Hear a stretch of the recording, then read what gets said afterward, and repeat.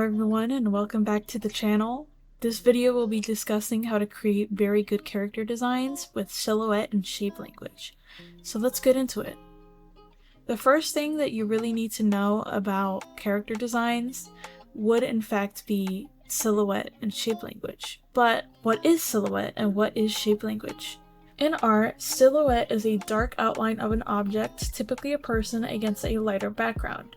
It is a simple graphic representation that emphasizes the shape of a specific matter rather than its details. So, for example, you know that your character design is good when you can tell what it's supposed to be from the silhouette.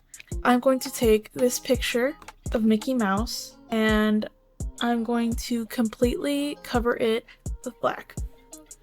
You can still easily tell that it's Mickey Mouse, even if I change the pose. Let's grab another picture of Mickey with a different pose. In fact, let me use this picture of a plush. Alright, so we're going to be using this plush in a default pose, and even when I do that, you can still tell that it's Mickey Mouse, even when they're in two completely different poses. How can you tell it's Mickey Mouse? Well, other than the obvious answer that he's very iconic and has been a thing for more than 100 years, let's get into the fact that he is using shape language. The shape language used here is mostly circles. His ears are circles, his shoes are circles, his arms are circles, his head is a circle. You can really create Mickey Mouse just from a couple of circles, and it's very easy. I will show you. There you go, Mickey Mouse. So, when creating character designs, you want their silhouette to be recognizable at the flip of a hat. Another example that I could use, let's see, I'm going to be using Patrick Star.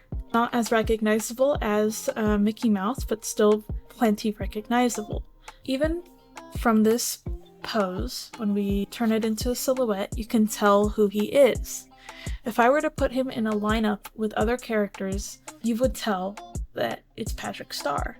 Patrick Star has very simple shapes as well: circle, triangle. He is really just a circle with a bunch of triangles. You add a couple more details and there you go, you get Patrick Star. I'm trying this very quickly. Another thing of note is that each shape within shape language has its own meaning. For example, if a character is circular, they are usually trustable, free, easygoing, soft, and bubbly.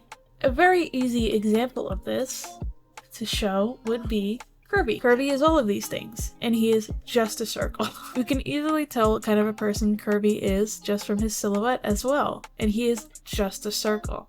Kirby is very recognizable, especially just from his silhouette, and he is just a couple of circles. Another thing to know, let me use another example, a more humanoid example. Your character doesn't even have to have that insane of an outfit or anything of the like if you're making a humanoid character.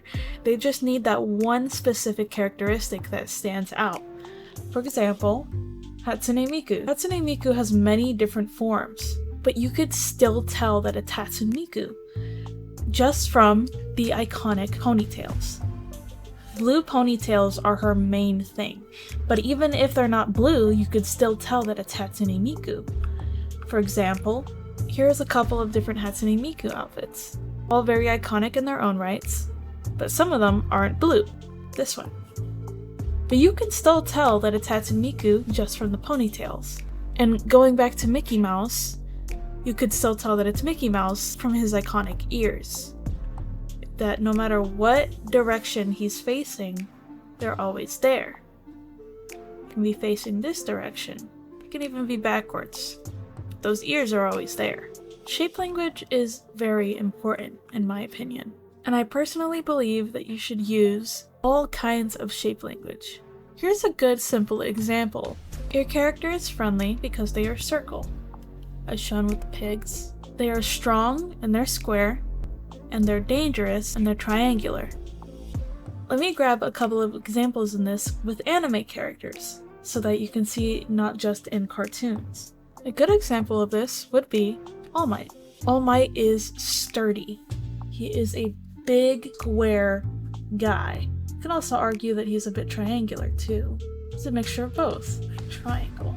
And just by building these couple of shapes, you can tell who it's supposed to be. Well, I'm sure it would look a bit more obvious if I took more time into doing it, but you could still tell. Now, what does this shape language show about All Might? He's strong. He's reliable. There's many different types of characters. He does have triangles, and while I previously mentioned that those triangles usually mean dangerous, they could also mean another thing.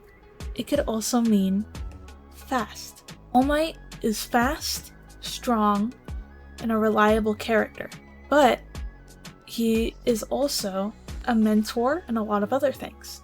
Making good character designs isn't all about the shapes, though. It is a main factor, in my opinion, but your character must also be recognizable from silhouette. This does not mean that you should jam-pack your character with millions of accessories. Of course, you still can and make the character recognizable, but it, in my opinion, makes the character more sloppy. Another example of this, if we were to put this character right next to, say, this character, which is a redesign made by Ciolbola Palada. I'm sorry, I'm saying your name so wrong, on Twitter. One is a redesign of the other. They're both very good designs, but one I think conveys the type of character they are better than the other one. See, this character here is crude, they're selfish, and because they're a bee, you can tell what kind of character they are. You can't really tell that with this design. There's flowing something here, and if you can't really tell that this character is a bee, so you wouldn't even be able to tell that this would be supposed to be honey. The makeup on the design doesn't really fit. You can't tell what kind of animal she's supposed to be. She looks more like a fox, but then you notice she has multiple arms and tiny little wings that you probably wouldn't notice within the first look. Not to mention, this character is incredibly hard to animate. This character, not so hard. Very cool to look at, and the wings, very big, and you can tell that she is a bee from multiple standpoints. Again, I am not trying to say that Vivinos, or whatever her name is, or Vivzipop, I think, her design is bad.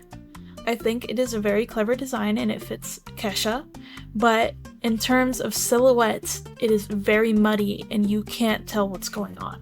Of course, there are other characters in Hazbin Hotel and Helluva Boss that are a lot easier to tell who they are based off of the silhouette, but from this silhouette, you can't really tell what they're supposed to be, but from this one, just from the arms, you can tell that there's some sort of bug.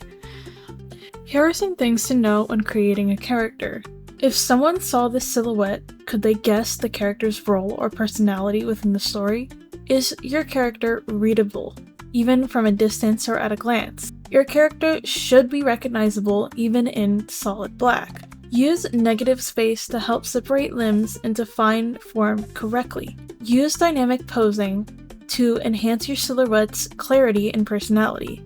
How characters might evolve and shape over time to reflect growth. Character going from a round, happy character to a more angular character to show that they are a different character in personality-wise. Silhouettes can also work in animation and branding, not just character design.